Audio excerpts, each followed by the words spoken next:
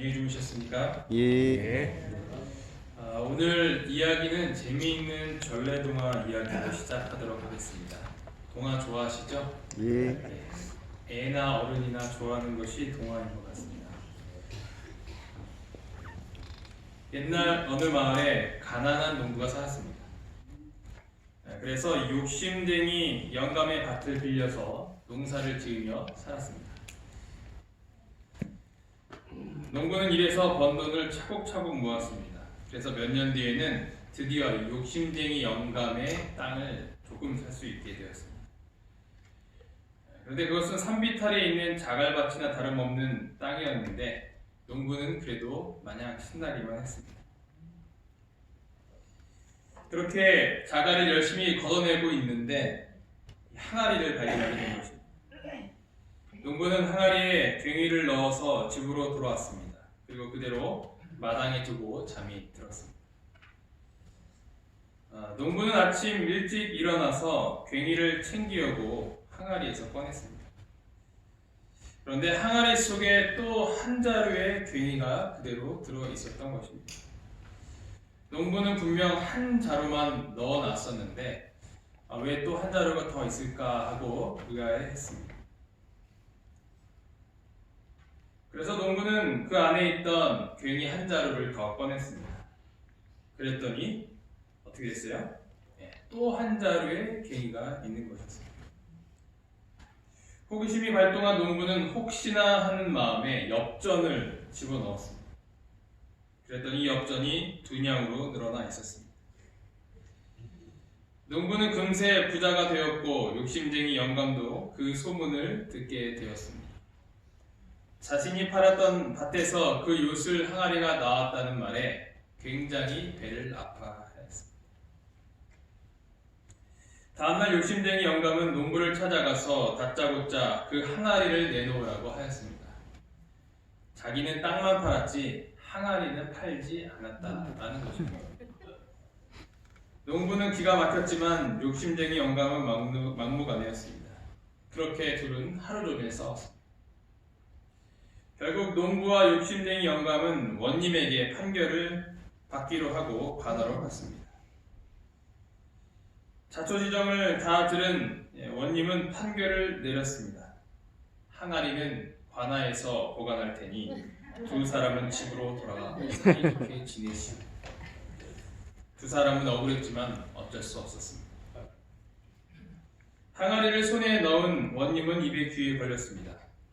무엇을 넣을까 끝없이 고민하다가 행복한 잠에 들게 되었습니다. 그런데 그날 밤이었습니다. 원님의 아버지가 이 항아리를 보고 웬 항아리인지 안에 먹을 거라도 들어있는지 해서 궁금해서 손을 뻗쳐서 넣었다가 그만 안으로 빠지게 되었던 것입니다. 아버지는 사람 살리라고 소리치자 원님은 방에 있다가 깜짝 놀라서 나오게 되었습니다. 원님이 아버지를 꺼내자 어떻게 됐어요? 그 안에서 또 다른 아버지가 소리쳤습니다. 야 이놈아 뭐해 아비도 안 꺼내고. 그렇게 계속 꺼내다 보니 똑같은 아버지가 8명이나 생기게 되었습니다. 밖으로 나온 아버지들은 서로 자기가 진짜라고 다투다가 그만 항아리가 깨지고 원님의 꿈도 깨졌습니다. 여기에 나오는 모든 사람들의 공통된 마음은 무엇이었나요? 욕심이었습니다. 욕심부리다가 결국 아무것도 얻지 못하게 되었습니다. 그 어느 누가 하나라도 욕심을 버리려고 하지 않았던 것입니다. 오늘 본문도 욕심부리는 어떤 사람의 이야기로 시작이 됩니다. 누가복음 12장 13절로 21절에 있는 말씀 함께 보도록 하겠습니다. 누가복음 12장 13절로 21절에 있는 말씀입니다.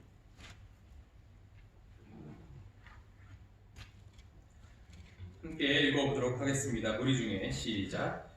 우리 중에 한 사람이 이르되 선생님 내 형을 명하여 유산을 나와 나누게 하소서 하니 이르시되 이 사람아 누가 나를 너희의 재판장이나 물건 나누는 자로 세웠느냐 하시고 그들에게 이르시되 삼가 모든 탐심을 물리치라 사람의 생명이 그 소유에 넉넉한 데 있지 아니하니라 하시고, 또 비유로 그들에게 말하여 이르시되, 한 부자가 그 밭에 소출이 풍성하매 심중에 생각하여 이르되, 내가 곡식 쌓아 둘 곳이 없으니 어찌할까 하고, 또 이르시되, 내가 이렇게 하리라.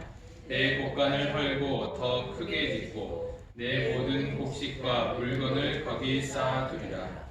또 내가 내 영혼에게 이르되, 영혼아, 여러 해 쓸 물건을 많이 쌓아두었으니 평안히 쉬고 먹고 마시고 즐거워하자 하리라 하되, 하나님은 이르시되, 어리석은 자여, 오늘 밤에 내 영혼을 도로 찾으리니 그러면 내 준비한 것이 누구의 것이 되겠느냐 하셨으니, 자기를 위하여 재물을 쌓아두고 하나님께 대하여 부여하지 못한 자가 이와 같으리라.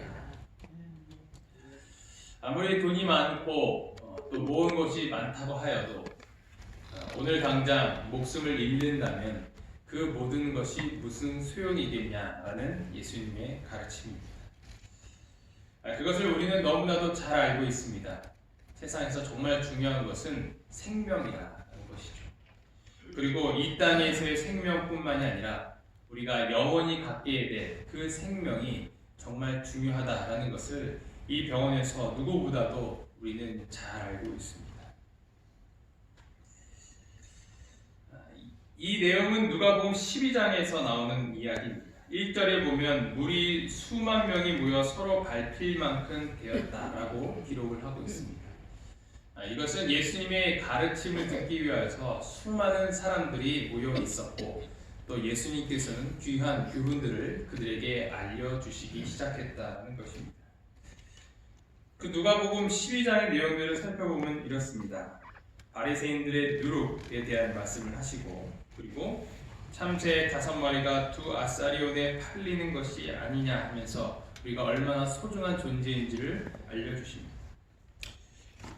그리고 사람 앞에서 나를 시인하면 인자도 하나님의 사자들 앞에서 그를 시인할 것이요 라고 말씀하시고, 또 말로 인자를 거역하면 사하심을 받으려니와 성령을 모독하는 자는 사하심을 받지 못하리라. 그 이후에 사람이 너희를 회당과 정사 잡은 이와 권세 있는 이 앞에 끌고 가거든 어떻게 무엇으로 대답하여 무엇으로 말할 것을 염려하지 말라. 마땅히 할 말을 성령이 곧 그때에 너희에게 가르치시라. 이러한 말씀들로 교훈을 주고 계셨다는 것입니다. 그런데 그 중에서 어떤 한 사람이 갑자기 뜬금없이 이런 요구를 하는 것입니다. 내 형을 명하여 유산을 나와 나누게 하소서. 유산 상속에 있어서 형과의 문제가 있었던 한 사람이 이런 요청을 하는 것입니다. 나와 형제의 그 유산 문제를 해결해 달라는 것입니다. 지금도 오늘날도 이 유산 상속 문제로 인하여서 많은 문제가 있었지만 그때 당시에도 있었던 것 같습니다. 이 사람은 예수님의 가르침 가운데 갑자기 이런 요구를 하게 되었던 것이었습니다. 왜 그랬을까요? 말씀에 대한 질문도 아닙니다. 자신이 해결하지 못한 지극히 개인적인 일이었던 것입니다. 그는 그리스도께서 하시는 감동적인 호소와 서기관과 바리새인들에 대한 엄숙한 견책을 듣고 만일 이러한 명령적인 말씀을 자기 형에게 하신다면 그는 권리를 침해당한 그에게 그의 몫을 주기를 감히 거절할 수 없으리라고 생각했다. 예수님이 자기 편 들어주기를 바랬던 것 같습니다. 말 그대로 예수님을 자기 등에 업고 예수님께서 한 말씀 하시면 형을 이길 수 있을 것이라고 생각했던 것이죠. 그의 요구의 내용은 유산을 자신과 나누게 해달라는 것이었습니다. 그는 유산을 받지 못한 것이었을까요? 하지만 실물교훈에서는 이렇게 이야기하고 있습니다. 하나님께서는 모세를 통하여 재산을 양도하는 데 대한 지시를 주셨는데 그 지시에 따르면 아버지의 유산을 분배받을 때에는 다른 아들들은 똑같이 받도록 되어 있었으나 장자는 갑절을 받게 되어 있었다. 그런데 이 사람은 자기 형이 자기가 받을 몫까지 속여 빼앗은 줄 생각했다. 그리하여 마땅히 자기가 받을 몫이라고 생각되는 것을 다 찾으려고 했다. 이 장자는 다른 아들보다 2배의 몫을 유산으로 받는 것이 이 모세의 법에 나와 있는 내용이었습니다. 장자로 인정하여 자기의 소유에서 그에게는 2 몫을 줄 것이다 라고 분명히 기록되어 있다는 것이죠. 그는 이런 사실도 잘 모르고 다짜고짜 예수님에게 자신의 몫까지 빼앗아간 그 형의 유산을 달라고 이야기하고 있는 것입니다. 만약에 그가 이 사실을 알았음에도 그렇게 했다면 그는 더 욕심을 내서 자신의 정해진 몫보다 더 받기를 원했던 것입니다. 이때 예수님께서는 이렇게 대답하십니다. 이 사람아, 누가 나를 너희의 재판장이나 물건 나누는 자로 세웠느냐? 이 사람의 문제점은 무엇이었습니까?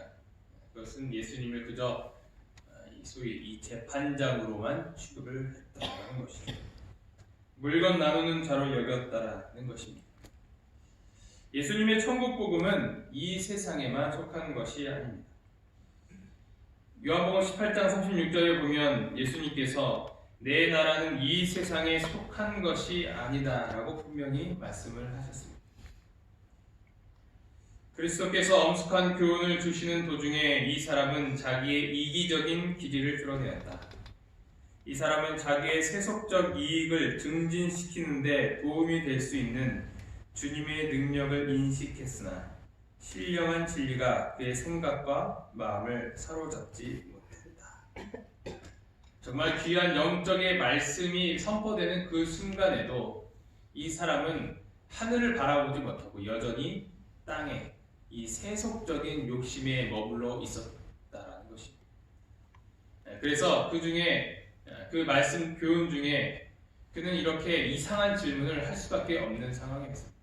왜냐하면 그의 머릿속에는 온통 유산 생각뿐이었기 때문입니다. 성경에도 이러한 사람이 많이 나오는데 대표적인 예가 이 사도행전에 나타나 있는 마술사 시몬입니다. 시몬이 사도들의 안수로 성령 받는 것을 보고 돈을 들여 이르되 이 권능을 내게도 주어 누구든지 내가 안수하는 사람은 성령을 받게 하여 주소서. 이 시몬이라는 사람은 빌립의 전도함을 받고 믿고 침례를 받은 후에 전심으로 빌립을 따라다녔다라고 기록한 사람입니다. 베드로 시몬과는 다른 시몬입니다. 그는 베드로와 요한이 안수 기도를 하자 성령 받는 것을 보고 몹시 놀라게 됩니다. 그는 돈을 주며 자기에게 이 권능을 달라고 요청을 하는 것입니다. 그래서 자신이 안수하는 사람 또한 성령을 받게 해달라고 하는 것이죠. 그는 그 권능을 받게 되면 아마 예전보다 더 대단한 마술사가 될 수 있을 것이라고 생각했는가 봅니다. 그래서 그는 더 많은 돈을 벌 수 있을 것이라고 기대했던 것이죠. 자신의 명성을 위하여 성령을 하나의 수단으로 여기는 그의 모습은 세속적인 축복을 위하여 하나님을 믿는 자라고 할 수 있습니다. 하지만 그것은 단지 시몬과 오늘 본문에 나오는 형과의 유산 문제를 해결해 달라는 사람만의 모습은 아니었습니다. 예수님을 따르던 제자들도 다 그러한 마음이었습니다. 겉으로는 예수님을 따르고 있었지만 그 마음 구석 한편에는 자신도 어떤 한 자리를 채울 수 있을 것이라고 기대를 했던 것입니다. 이들의 모습을 보면서 우리도 또한 그런 마음으로 살아가고 있지는 않은지 한번 되돌아봐야 할 것입니다. 우리의 기도의 내용을 보면 이러한 모습이 나한테도 있다는 것을 발견하게 됩니다. 나의 기도의 내용이 세상에서의 성공이나 재물의 축복, 행복과 안녕이 주로 이룬다면 우리는 또한 이 시몬과 같은 사람, 또한 자신의 유산을 더 달라고 요구했던 이 어떤 한 사람과 같은 모습이라고 할 수 있습니다. 그들은 집권자와 재판장들 앞에서 답변할 수 있는 지혜를 주시겠다는 그리스도의 약속을 듣고 그들의 세속적 이익을 위하여 그 능력을 빌릴 수 있지 않을까 생각을 하셨다. 우리의 모습을 정확하게 꼬집는 말씀이 아닙니다.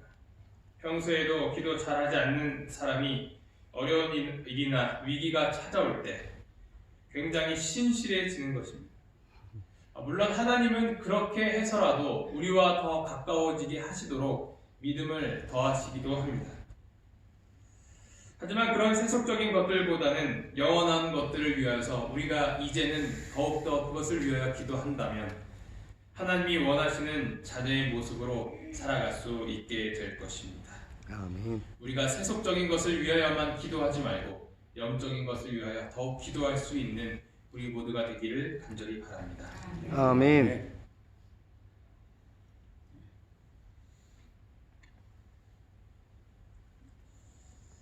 이 한 사람의 질문을 통하여서 예수님께서는 바로 해결책을 제시합니다.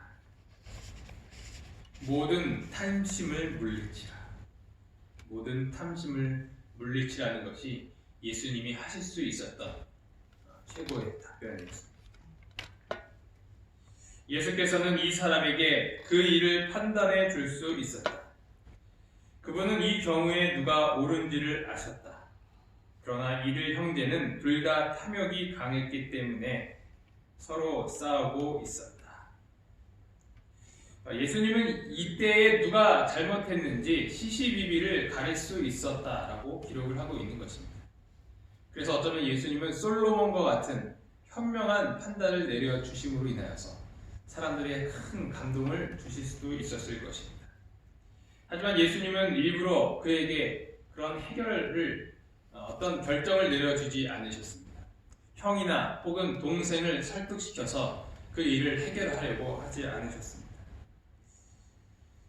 예수님은 형을 설득시켜 문제를 해결하려는 것이 아니라 너 자신을 설득시켜서 문제를 해결하려고 하시는 것입니다. 바로 탐욕을 버리라는 것이죠. 예수님은 문제의 가장 핵심을 알려주고 계신 것이었습니다.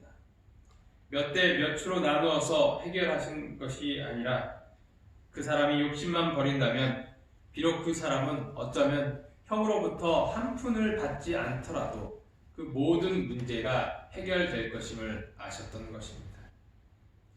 그리고 그 사건뿐만 아니라 앞으로 일어날 모든 문제들도 해결될 것이라는 사실을 예수님은 알고 계셨던 것입니다.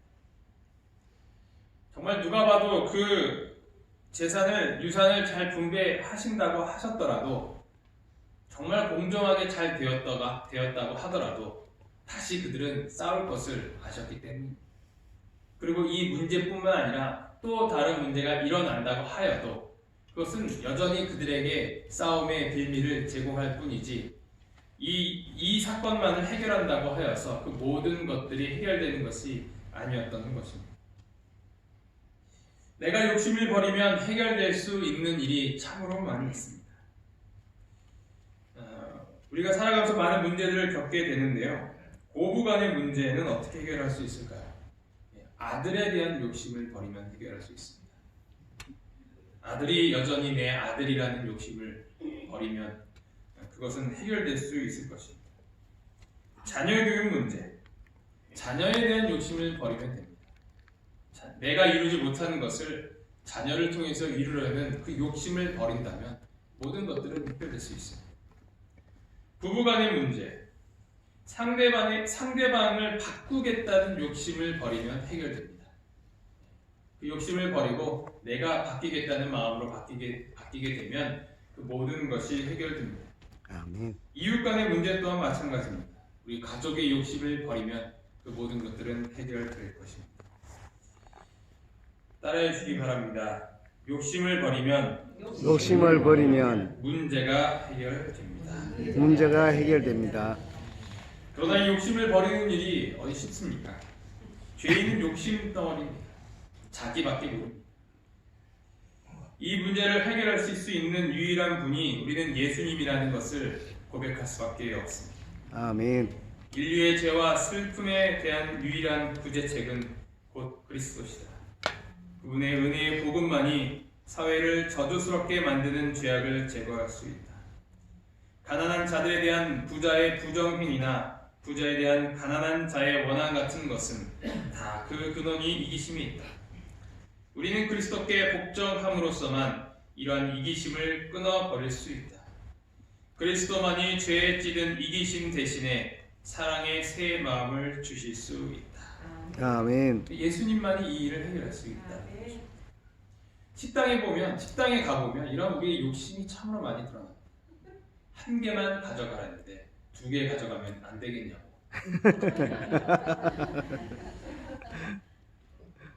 저희 아이들은 더합니다. 하나 가져왔는데 또 가져갑니다. 그러면 한마디 들어요. 그러면 이제 실망해서 돌아옵니다.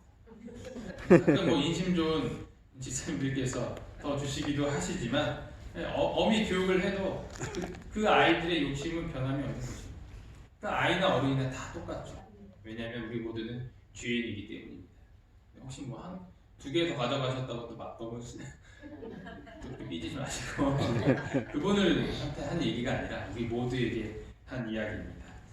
한 번 더 따라해주시면 감사하겠습니다. 모든 문제의 해결책은 모든 문제의 해결책은 예수님입니다. 예수님입니다. 예수님의 가르침 중에 세속적인 일에만 관심을 갖고 있던 자의 문제는 그가 탐욕을 버리지 않는 이상 절대로 해결될 수 없는 문제였습니다. 우리의 문제들도 대부분 이 이기심과 욕심을 버린다면 다 해결될 것들입니다. 아멘. 그 탐욕을 버릴 수 있는 유일한 희망은 예수 그리스도뿐입니다. 우리가 예수님으로 말미암아 죄의 용서를 받고 거듭남을 경험하게 된다면, 그리고 나를 버리고 그 안에 성령 하나님을 가득 채운다면 우리 삶에 나타나는 모든 문제는 다 해결될 것입니다. 아멘. 이 말씀을 함께 읽고 말씀을 마치도록 하겠습니다. 그들이 시작. 그들이 할 일은 사람들의 세속적인 사건들을 해결하는 것이 아니라 사람들로 하여금 하나님과 화목하도록 설득시키는 일이었다. 아멘. 하나님과 화목되면 모든 일이 해결될 것입니다. 아멘. 우리 예수님께 그 문제를 해결해 달라고 오늘 다시 한번 요청하는 우리 모두가 되기를 바라면서 말씀을 마치겠습니다. 아멘. 기도하시겠습니다. 하늘에 계신 하나님 아버지, 오늘 다시 한번 저희의 이 욕심의 문제를 갖고 주님 앞에 나옵니다. 아버지, 어떤 문제가 생겼을 때 그 사람을 설득시켜 달라고 요청했던 기도가 얼마나 많이 있습니까? 아버지, 이제 저희가 저희 자신을 설득시켜 달라고 기도할 수 있는 자들이 될 수 있도록 도와주시옵소서.